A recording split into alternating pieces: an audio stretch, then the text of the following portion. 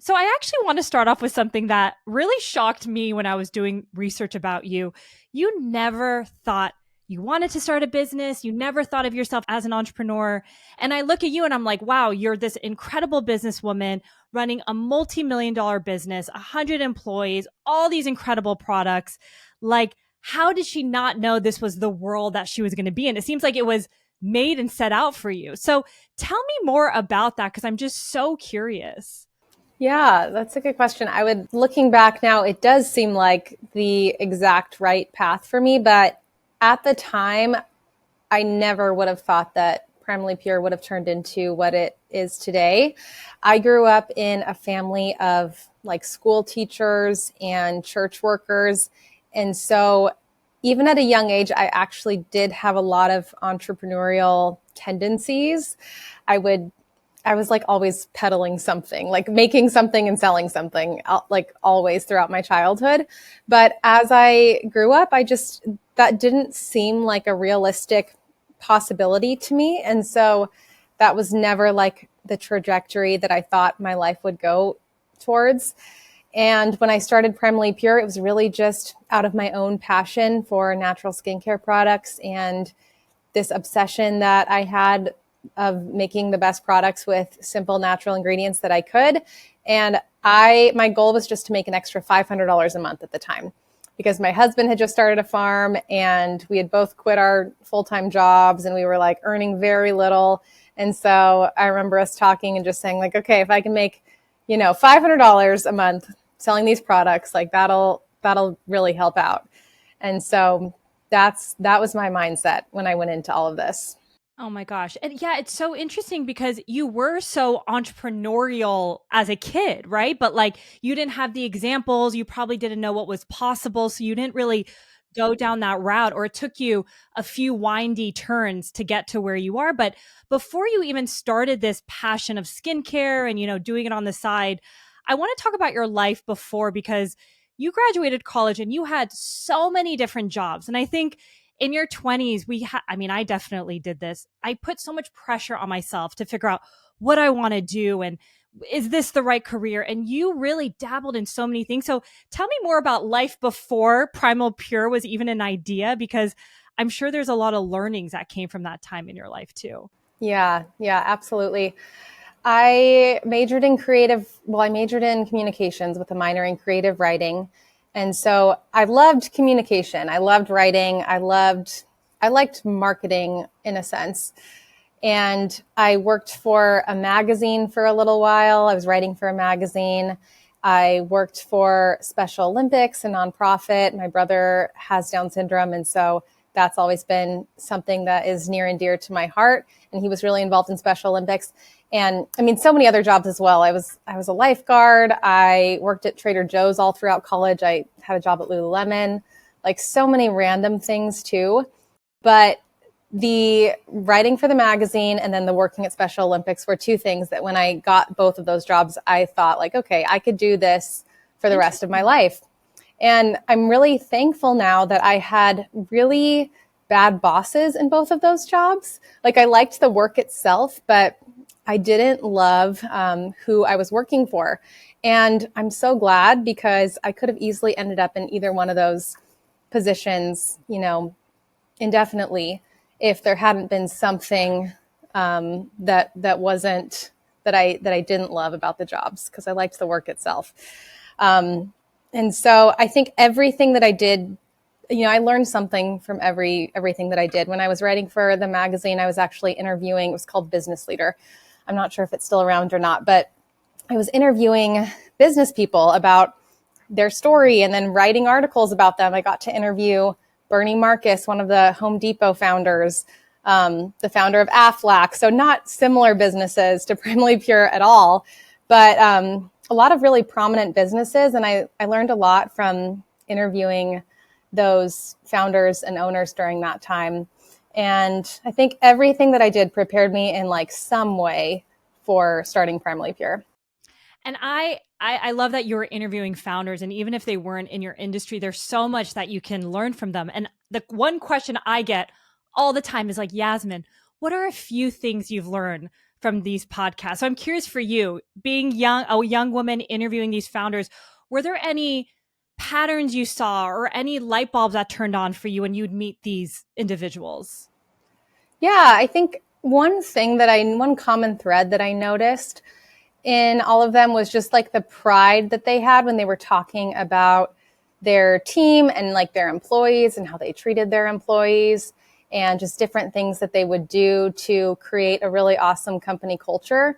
I just remember thinking like, gosh, it'd be so cool. But I wasn't thinking about it in the sense of in being in their shoes at that point. I was thinking like, it'd be so cool to work at a company like that like really values their employees. And so that was one takeaway. And then also, I think just the way they talked about simplifying and not overcomplicating really resonated with me. And that's something that that has carried over into Primally Pure. It's always been my goal to not just add like SKUs to our line, without really having like a purpose behind each one. And I'm all for one product that does multiple things over like a separate product for every single possible need you could have.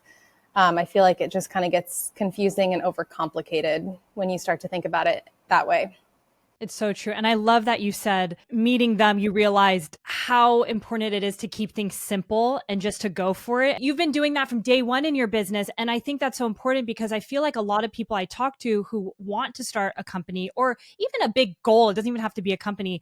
It's so big that doesn't allow them to even start. Like it's too broad. So I love that you said like, keeping it simple, and you've done that from the early days. So I don't know if you have any thoughts on that, because I think that's something that could actually help so many people with any project that they're doing.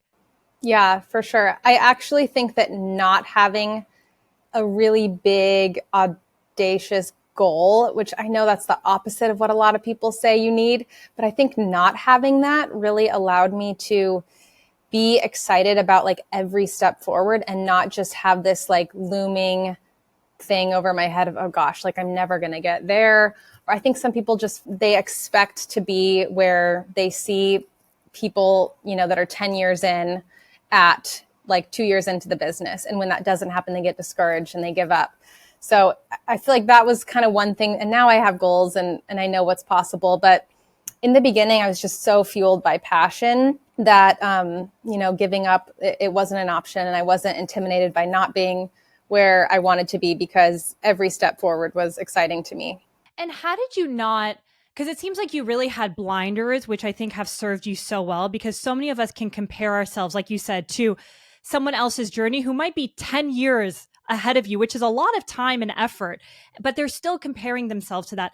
How did you have those blinders? Is it something that you feel like was just innate to you and your personality, or was that intentional? A little bit. I mean, I was aware that comparison is detrimental, like kind of always. So I knew that just going too far down that route, and it's different from seeing things and being inspired and getting ideas, like that was all happening. But I wasn't like looking at other people and thinking like, gosh, this is, and talking down to myself because I wasn't where they're at, just because I just kind of innately knew that was not like a conducive way to think and to really move forward.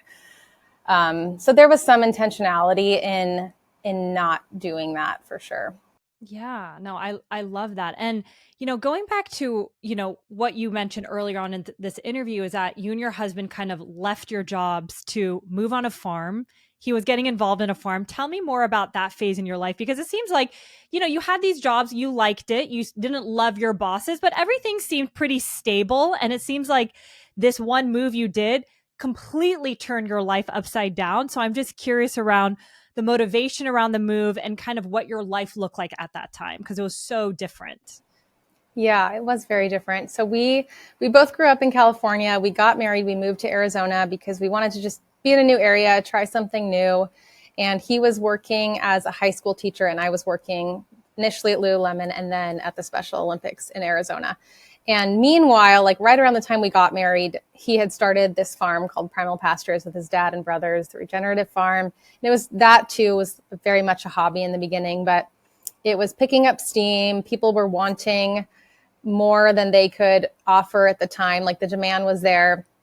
And we were going back often for farm tours and just to help with different things on the farm. And eventually it got to the point where like we could see the possibility of it turning into a real like career for him. And we were both just like ready for something new. We were 2 years into being married at that point. And I was already making skincare products really just as a hobby, like in our apartment in Arizona while I was working at the Special Olympics. So we moved back and, oh my goodness, we moved in with, so the farm was at his parents' house at the time.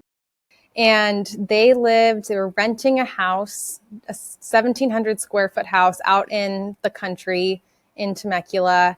And we moved in. So the farm was on their property. We moved into the house with them. His sister and brother-in-law also moved in with their 1-year-old son. Wow. And his other sister that was living in New York also moved back and moved into the house. So there were 9 of us, I think. Yeah, 9 of us living in this 1,700 square foot house, like sharing a bathroom. I was making skincare products in the kitchen. We were like processing chickens in the backyard. It was crazy. And there were a lot of different like arguments between the siblings. And it was like a time that I look back on with fond memories, but also it was really challenging in a lot of ways too. Yes, I can't imagine. I did not know that it was like both sets of siblings and a 1-year-old as well, and then the parents, and then you guys in 1,700 square foot apartment. Yeah, and the farm was not making much money at the time. Like we were all taking a big risk by leaving our careers and trying to make it work. So it was just like uncomfortable for everyone, but it was also cool, and we were all really motivated and passionate about it. And I was like starting to get excited about what I was doing and seeing that more as a possibility of something that could be like a sustainable business longer term. So it was like a fun, exciting, and uncomfortable time. Where there's always so much growth in those parts of your life, right? I'm sure. So you mentioned that, you've been kind of dabbling in skincare. It was just a hobby, even like when you were in Arizona before you moved on the farm and started, your next life. So what was the inspiration for that? Like, did you have skin issues growing up? Like, where did that passion come from? Yes, I did. So I struggled with acne in junior high, starting in junior high, throughout high school, throughout college. It was always kind of a struggle. And I went the conventional route. I went to dermatologists and was prescribed antibiotics for my acne, which just makes me so upset now looking back. And just the fact that I know dermatologists are still continuing to prescribe antibiotics for acne when it offers like such a short-term Band-Aid solution to the problem. Like maybe there is an improvement short-term, but those like round after round of antibiotics are going to disrupt your gut and going to make the problem worse over time. So it's, the Hippocratic oath of like, do no harm. Like dermatologists are doing harm by doing this. And it's just an insane phenomenon to me that makes me so mad when I think about it. But that was one of the things. And then I used different like creams and ointments. And I was also on the swim team and I was lifeguarding. And so it's just a bad combination of these harsh prescriptions that I was on that make you more sensitive to the sun and also contain a lot of harsh chemicals. And that combined with the chlorine of being in a pool all the time and then being in the sun, my skin was just not doing well. It was really irritated. Like it was to the point where I wasn't breaking out as much, but it was super irritated and sensitive and red. And it was not a good time for me. And eventually I was put on birth control just purely for my acne. And that seemed to work for several years, but that was, of course, another Band-Aid. And then it wasn't until I met my husband, and him and his family were just really all interested in health. And the farm came about kind of as a result of that. But a lot of them were eating like whole, clean, like a diet of whole, clean foods. And that was all new to me, but it made sense to me immediately. And so when I changed my diet, I noticed a big difference in how I felt and also in the health of my skin. And that just got me excited. Like, okay, what else have I been thinking about wrong my whole life? And what else can I change? And so the next thing was skincare products. And this was back in when I started thinking about all this, maybe 2010, 2010, 2011. And there weren't a whole lot of natural options on the market. And so I just took it upon myself to buy like raw ingredients. And I was doing a lot of research online and looking into how to make a natural deodorant and then oil cleansing. And with everything I did, I noticed an improvement in the health of my skin. And then like long term, the more and more changes I made, I also just noticed an improvement in how I felt and in my hormone regulation, all sorts of things. And that just kind of, I mean, it's been a continuous journey ever since then of making different swaps and making different improvements. Yeah. And it's all, I mean, I'm so passionate about this, and I feel like we can have probably a whole nother podcast about like birth control and pills. I was the same journey, horrible acne. The dermatologist was like, do you want Accutane? And I was so desperate. It was like the final straw. And the acne was just making me not want to go out, not want to see friends. It was quite bad getting off birth control. This was like in my late 20s. And that kind of opened my eyes to, okay, there's, that was a band-aid to my hormones. This is like something now that I learned. It's called post-birth control syndrome. And I was like, I don't want to take Accutane. I don't want to be in another, complex situation, ruin my gut, like you said. And similar to you, I realized like whole foods, and that opened up my eyes to kind of wellness and obviously what you put on your skin, what you eat. Like it's all connected to your body and your hormones. So and once you see that, you can't unsee that, right? So I could imagine you're like, this completely makes sense. And, at the time in 2010, there wasn't a lot of clean, like truly clean skincare products. So you were very, very early. But like going back to that time, you said you just wanted to make like $500. It was just a passion. It's not like you launched with a website. So tell me more about like those very early days. Like, you were creating the products with a bunch of people in your house, your family. Were you selling it to the local community, or what did the growth of the business kind of look like in those very, very early days? Yeah, I started just giving samples to friends and family because I was just focused on getting the formulas to a point where I was really happy with them. And so I was just getting a lot of feedback from friends and family. I was giving out samples to everyone that I knew. And then I would ask them what they thought, and I would like take notes and make revisions based on that feedback. So that was really how I like came up with the formulas. And then I started selling things at farm tours. Like we did farm tours for the community. And I remember the first time I did it, I was working at the farm stand, and people were coming up and buying meat, and I was preparing their orders. And I had just a little basket of lip balms and a little sign, I think, that said like lip balms $2 or whatever. And not a single person bought one. And I think at that point, like some people maybe would have been really discouraged, like, oh, no one wants these, giving up. But I just remember thinking, okay, what do I need to do to get people to buy them? Maybe I need labels. Maybe I need to talk to people about them and like ask them if they're interested, like, just basic things. And so I started doing more of that at the farm tours, at the farm stand, just selling to farm customers. And I was also writing a blog for the farm at the time. So farm customers kind of knew who I was. And I started sending newsletters out for people that were following the farm blog and getting more support that way. And eventually I was selling products on the farm website also. And the orders were just kind of like steadily increasing. And eventually it got to the point where it made sense to branch off and start my own website just for Primally Pure. I think that was probably 6 months or so into like 6 months launching my first product on the farm website.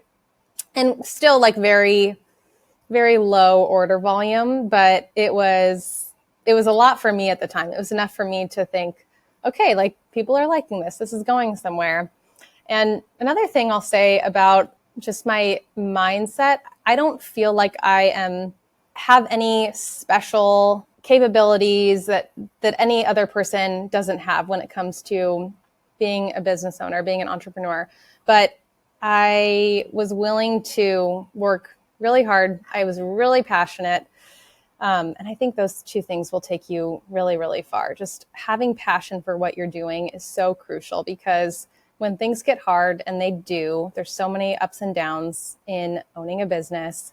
It's inevitable. It would be really easy to give up if you weren't just so passionate about what you're putting out there into the world. So I feel like passion, and then just having the mindset of working through any challenge, like with those two things, it doesn't matter what you don't know. If you have those two things, it'll take you so far. Oh, it's so true. And it sounds so simple, but Yeah. it's not. Because I feel like a lot of people, well, not a lot of people, people start businesses because, they either want to make money, or they're like, this could be an opportunity. But like you said, if there's not like a bigger why outside of that, or a passion, like good luck. Because doing it for 10 plus years is going to be, not only is it still hard with the passion, it will be significantly harder. And I think when you have that passion for something bigger, it's like it's your superpower. It's magic that kind of fuels you in those early days. And I know when I was prepping for this interview, you were saying how, particularly, and I'd love to get your thoughts on this, like in the early days, like, the first few years of the business, you are working so hard. Not to say you're not working hard now, it's a different hard, right? And Yeah. I would love to Different hard. unpack Yeah. that. Yeah. But in the early days, it's a lot of like blood, sweat, and tears. You're not sure how big can this opportunity be. Like, you were creating the product, you were shipping it yourself. Like, you're literally doing everything. So what was the most difficult like point of all that? Because I know you were working very, very hard, in those early days, and it was just you for a good amount of time. Yeah. So many things. I remember everything kind of came to a head when I was pregnant and approaching my due date with our first daughter. I was faced with the decision of, do I take a break and put things on pause while I have the baby, because everything was in my house at the time. And I had one employee, and I didn't want, or maybe two and a half, or no, 1.5, just like a few part-time people, no one full-time.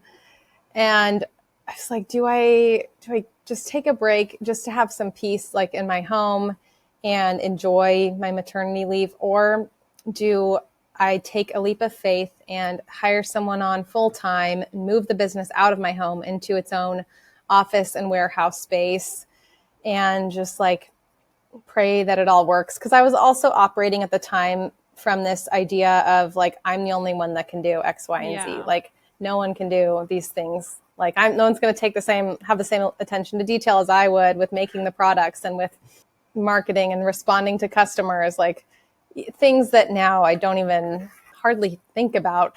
But at the time felt very, very big and scary to hand off. And also the financial risk of that too. Mm-hmm. And so that was hard, like weighing that out. And it wasn't like a comfortable decision, but I did make the decision to outsource, to hire someone full time, to move the business out of my home. And it worked. It paid off. And I was able to see the business continue to grow even in my absence. And I remember that being like a big moment for me where things really clicked. Like, okay, I started thinking more like a business person and less like someone with a hobby. Like, okay, if I can hire someone to do this, then I can spend more time on this. And just started thinking more strategically and like less in the weeds of the everyday to-dos. And I kind of feel like that with every pregnancy, with every, I have 3 kids now, and every time it's kind of forced me to take a step back, to evaluate, okay, where am I spending my time? What can I outsource?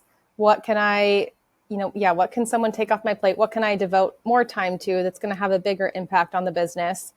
And I'm really grateful for that, because without that, those like forced, moments to do that, I don't know if I would have really done that on my own as much. Yeah, I mean that as someone who's, I mean, I'm 3 years in. It's very relatable. I can't. In the early days, you're like, "There's no way I can hire a customer service person who's as nice." And you think like you. I totally. Right. That's exactly how I No one's used to going to think. care about each conversation as much as I, yeah. Totally. And similar to you, we create our own products, and it's like, well, how is somebody going to manage that? Like, we are creating our own product. There's so many intricacies, and we don't have any kids yet. So I could imagine like being pregnant because you cannot physically do everything at that, state. But I remember my husband, we were growing and he's like, you can't just keep doing this because you're also in a mode of, Yeah, it was my you're like, husband that pointed that out too. He's like, you need to hire someone, like, yeah, or you need to increase the batch size of deodorants. I'm like, no, I'm good. I'll keep making 8 at a time. yeah. Oh my gosh. But no, it's good to have like outside perspective because, Yeah, I know you're self-funded as well. If you don't have investors, like, no, you're not adhering to you're anybody. not You're kind accountable of to like, anyone. Yeah. exactly. And you're just making sure that you're just in the early days, you're like, I just want to keep this going. So you're not even thinking Yes. strategically. You're like, I'm onto something. Let's make sure it doesn't break. Like, let's make sure it's going. You're But working harder, not smarter, which I think can be good in some ways. Like you kind of have to have that, like put your head down and just go, go, go. But at some point you have to bring your head up and kind of look around and like evaluate things. totally. So major props to hire someone in to like, that also shows how you're okay taking that risk and feeling uncomfortable because I think too many people want it to just be them. And that's where perfectionism comes in. And that doesn't allow you to scale, right? Like, it's like you bring someone in, yeah, they're not 100% like you as the owner, but they're doing a good job and it's good enough for, Yeah, and sometimes better. Like and sometimes there's so better. many people within the company now that are doing a much better job in their role than I would do in that role.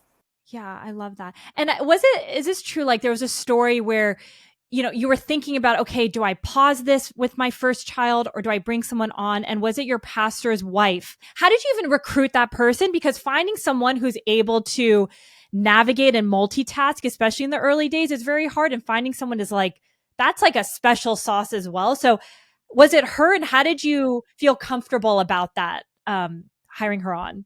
Yeah, I think we just my husband and I just kind of thought like, oh yeah, that could work, and had a Yeah. conversation, and she was up for it, and it worked out. And I think in the beginning you just kind of you hire within like your circle, Mm-hmm. which it can work, and it can also be complicated.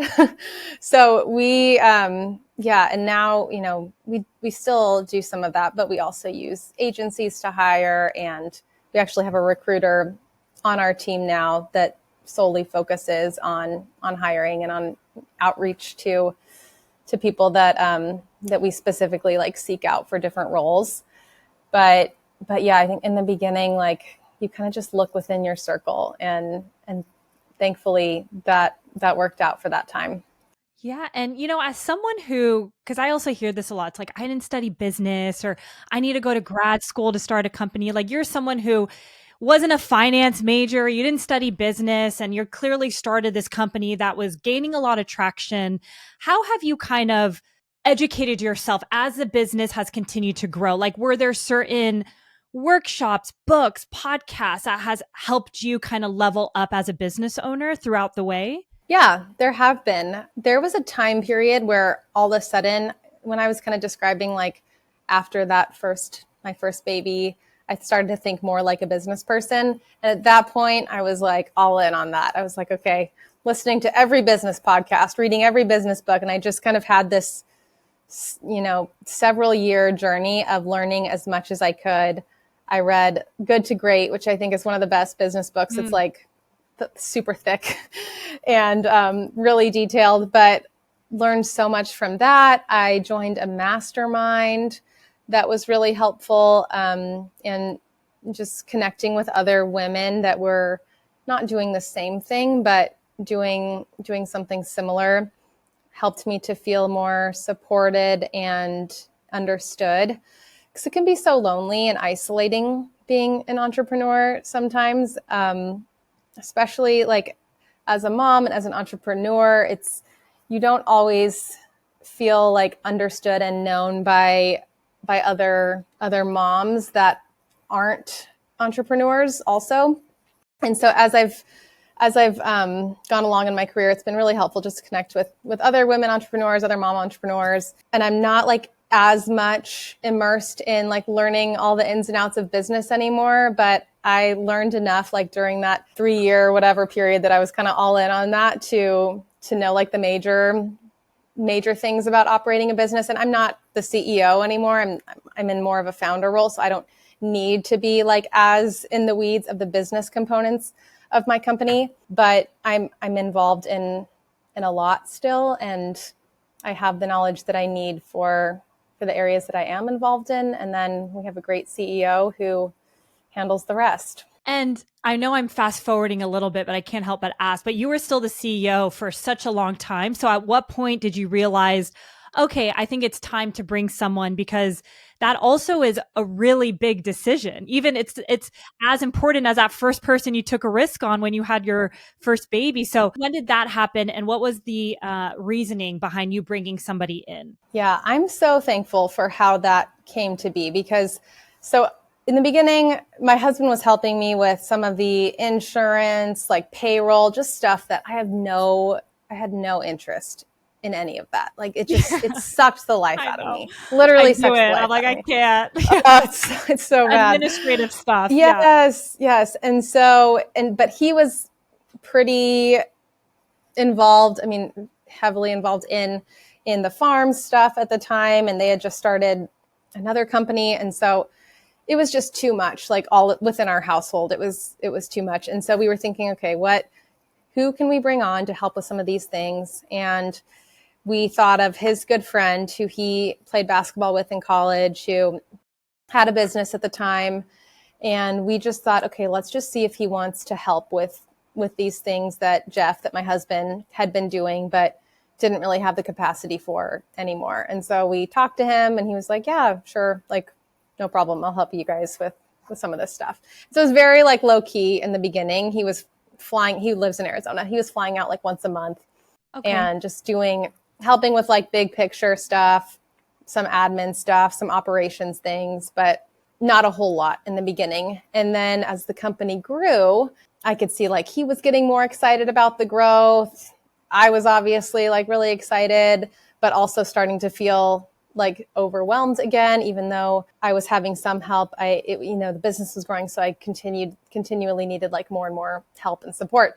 And so I had another conversation, like, are you interested in doing any more? And he was like, yeah. And so he just kind of started doing more, offering more and more support. And then at one point we talked about like him coming on and us being co-CEOs. So we were co-CEOs for a couple of years. And then just a few years ago, maybe 3 years ago, I can't remember exactly. It might've been when I was pregnant with our third. I was just kind of like, I do not need to be co-CEO, co-CEO. Like, I don't need that title. I feel like what I'm doing, I'm naturally like kind of working myself out of that title by doing more. My things are like education, which is, all of our content, product development. Those are the things that I really love, like branding, all of that stuff. Those are my areas. And like, I had less and less interest in handling like the day-to-day company things.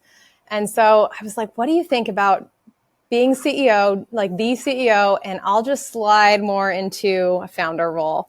And so that ended up working out, and that has been great for the last couple of years. And of course, like as the company grows, it's like every time the company grows, like even when you think you've kind of like whittled your role down to certain things, like those things become bigger and then your workload becomes bigger. So it's still this constant process of like evaluating all of that. But it all transpired with our CEO like very naturally. And I feel like God just really like placed him in that role for a reason. And it's worked out really, really well.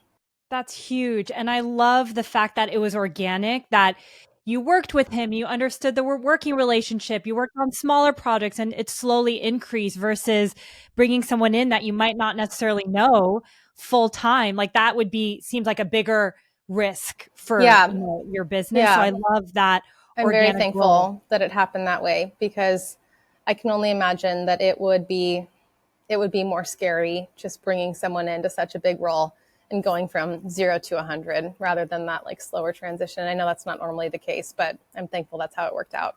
Yeah. And what's so interesting also about your business, which I'd love to talk about, and this is why I was so fascinated when Allison had brought you up, you guys do everything yourself. So you create your own products, you do your own fulfillment, like everything is in-house. That is very rare, very, very rare. And as someone who only has one product that we do ourselves, and I'm like, props to you because it is a whole other ball game when you're hands-on manufacturing. That's like a separate business within your business, right? So have you ever thought about using co-packers or fulfillment centers? And why have you always come back to like doing it yourself? Because it is sometimes, you know, it's definitely the more difficult decision to keep everything in-house, I would say.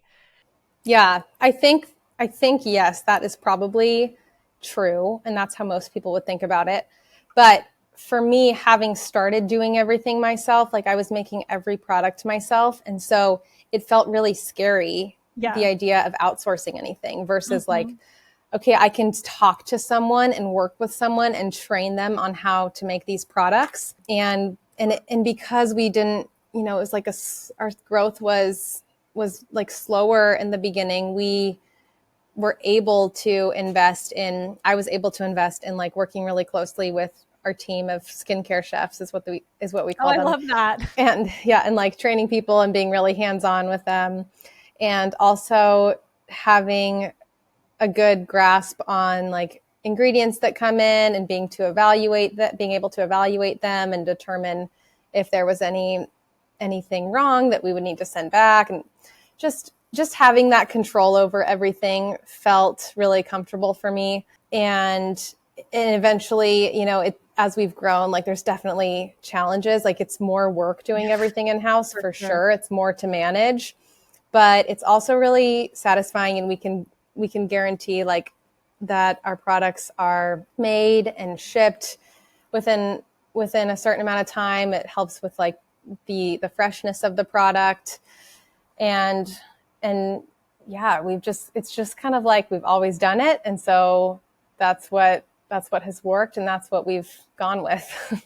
Totally. And I've had so many people ask me because with our product, we also do it. It's a food based product. And, you know, it's nice to have the control. Similar reasons we do it in house freshness. And I've had people, you know, we're self funded, but I have investor friends who'll be like, well, doesn't it make more sense if you outsource it? And I'm like, it's more than that. Like, it's very hard. It sounds so simple, but it's like, it's more work. I can't touch the product. There's so many intricate things when it comes to like live food that you need to monitor. Yeah, I don't even know how to I explain bet. it.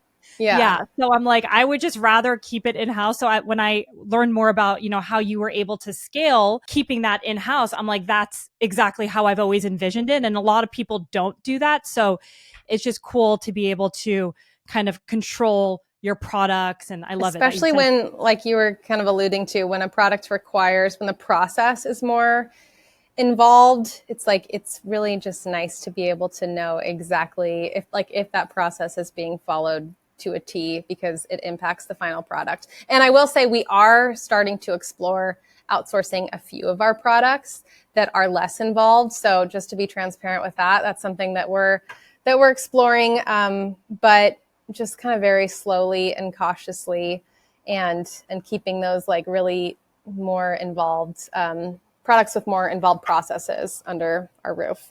sure, that makes sense. And I love the key word you keep saying throughout the interview, which I love, is like slow growth, slowly. And I'd love to get your perspective around what do you think are the benefits of growing a business slowly? Because so many people are like, you know what, Yasmin, I'm not growing fast enough. And I'm like, well, when did you launch? And this one woman I was talking to was like 6 months ago. I'm like, you're just like, you don't even know what you're doing in the first 6 months. So tell me more from your perspective as someone who's built and scaled such an incredible business. What are some of the benefits of growing slowly?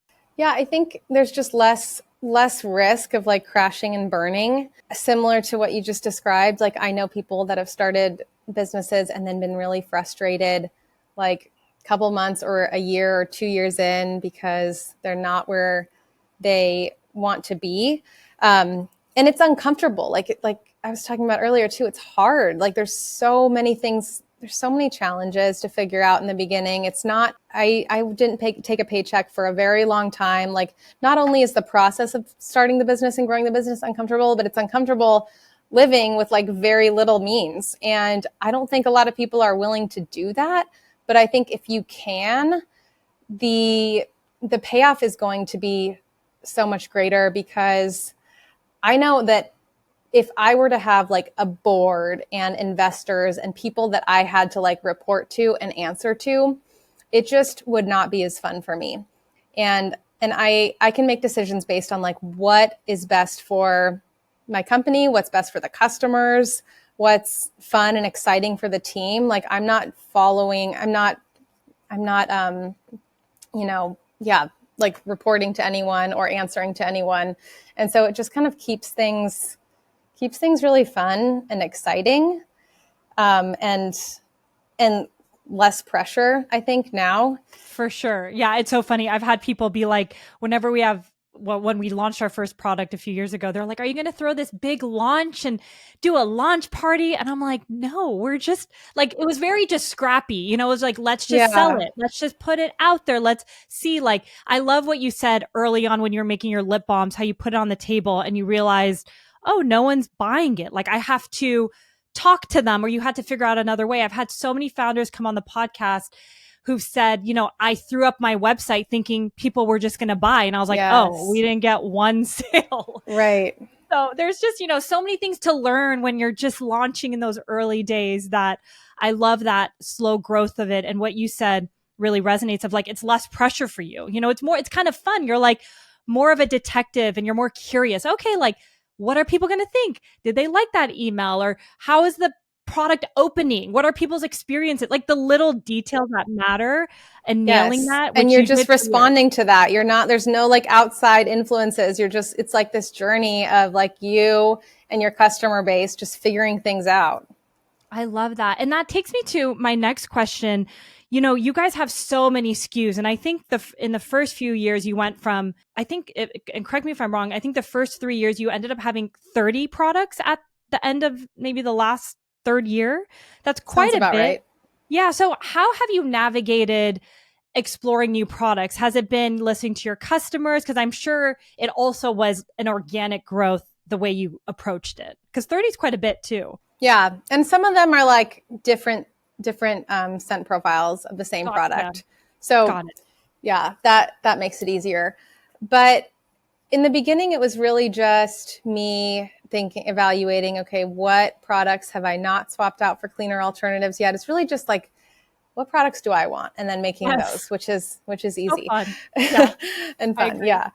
And then I'll say it's always still that, but we're also taking into consideration customer feedback and the whole team feedback and, you know, marketing team's perspective. There's a lot of factors that are coming into play now, but I will not like create a product that I'm not excited about personally. And that'll always be the case. I just, you can probably tell by now, like, I don't like things that make the business not fun anymore. So like, it has to be fun. Like, it has to be fun for me. It has to be fun for the team, or it's just not worth it.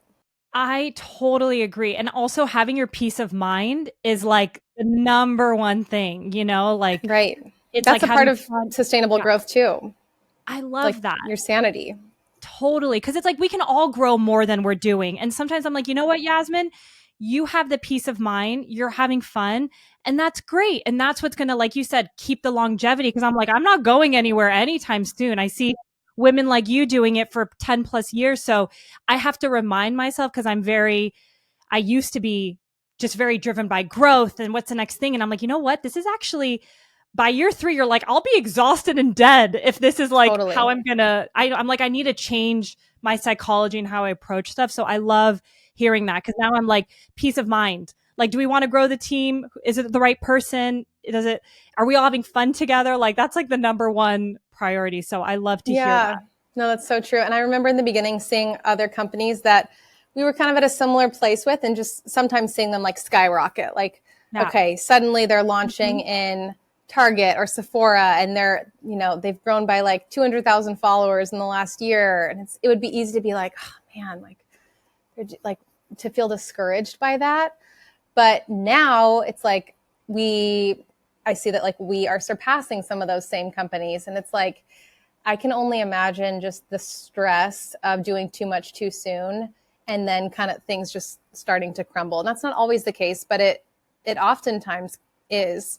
And I would much rather just like keep my wits about me, like keep things moving along, but not doing anything that's going to cause burnout and not to say that there aren't like stressful times. Moments. Totally. Like, I was going to say, keep things moving along is still hard. Yeah. And like, even like we're ambitious, like our team is ambitious, and we have done a lot, especially in the last year. Like this has been a big growth year for us. And some of that, I think it's okay. It's like, it's fun to push yourself sometimes, but it comes back to like evaluating things too, and just deciding like, okay, that was a lot. Maybe let's enjoy this season now for a little while and see like what feels good to press into next. Not just like, okay, what can we do next to capitalize on this? It's not, that feels stressful. Yeah, I love the seasonality aspect of it. And looking at the early days, you clearly were getting traction. You mentioned a few things that was helpful in terms of, you had the farm, you were doing a newsletter. So you kind of built a small community around you when you really launched. What would you say were maybe one or two things that really helped you guys level up in those early days when it came to like growth and awareness? So I was also a copywriter. One of my past careers. And so I would write for businesses, and different from writing for the magazine. I was like actually writing blogs and newsletters and things like that for different companies. And so I always like recognize the importance of building trust with your customers and offering education, not only on your product, but also on like just that whole area within like where your product falls. So for us, it's like skincare, it's wellness. And it's easy because those are things that I'm passionate about. And I think it's so important just to connect with your customers. And that was a value from the beginning.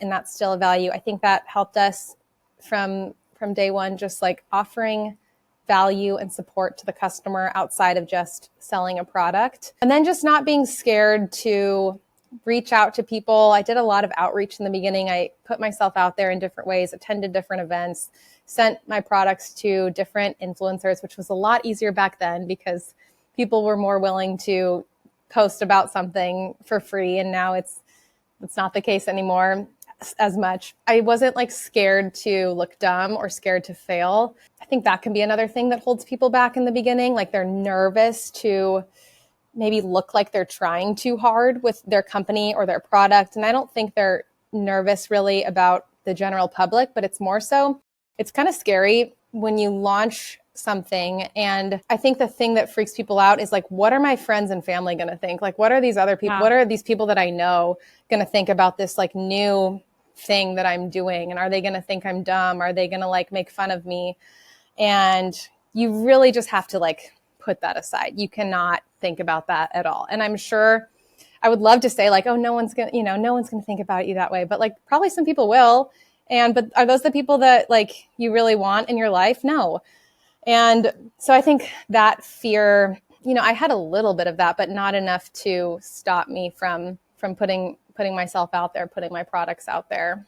I love that. I know. And I know you had mentioned in another interview, like you are a bit of an introvert, or maybe at the time I couldn't tell if you're an introvert, but the fact that you would still force yourself to go to these events, meet influencers, like you overcame that fear of what people will think of me, or like, am I going to be awkward? So I love that you still kind of lean into something despite what you might have felt internally. And I'm sure, maybe it got a little bit easier over time, but I love that, you're not afraid to look dumb. And I'm sure even as the business grows and scales, like you said throughout the interview, like you're always learning, you're always growing, you're always figuring things out. So looking dumb is part of it. It's like, you got to figure things out. So you don't need to know everything.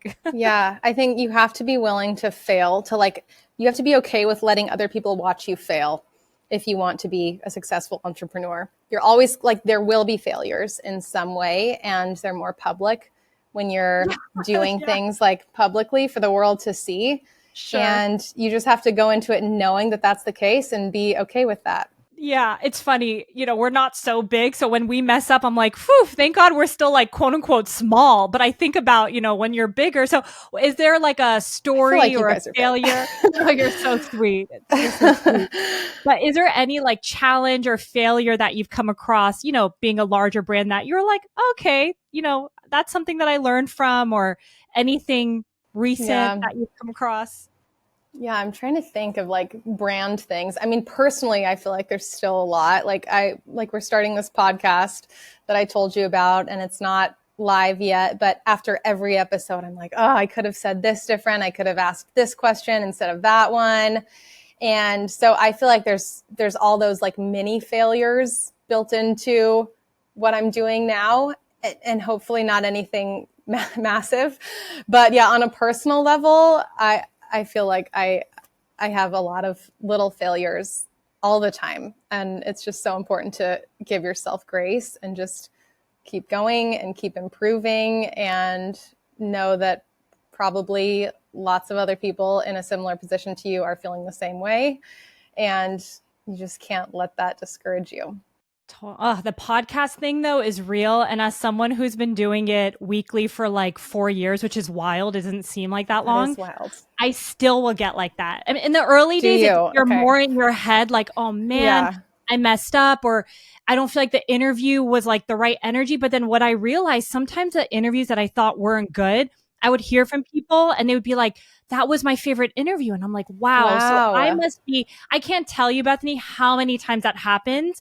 So like now I'm like, all right, like I think it's bad, but it relates totally, totally. So I don't even listen to my episodes anymore. I'm like, it's just out there. I can't listen, because it's so easy to nitpick ourselves. Like, oh shoot, I slurred this word, or I actually wanted to take it to this angle, but I didn't. So there's a lot. I used to be so hard on myself. And I remember there was actually a few interviews where maybe it was like the time of the month, or maybe like it was a really busy day and I had to pause and go into like podcast mode, which is very different than like operating. So hard. Yeah. That's like transition. Totally. That's like a new way of life too. And I remember like I was being so hard on myself in this one interview, but like you can't just hide. Like you are literally, I'm sitting there talking to myself being like, get your shit together because you are still in this interview. Like there's no time to be like, oh shoot, or Yasmin, you're not feeling good, or, so it's not like you're working on a project and you can like take a break for 5 minutes and come back to it. Totally, yeah.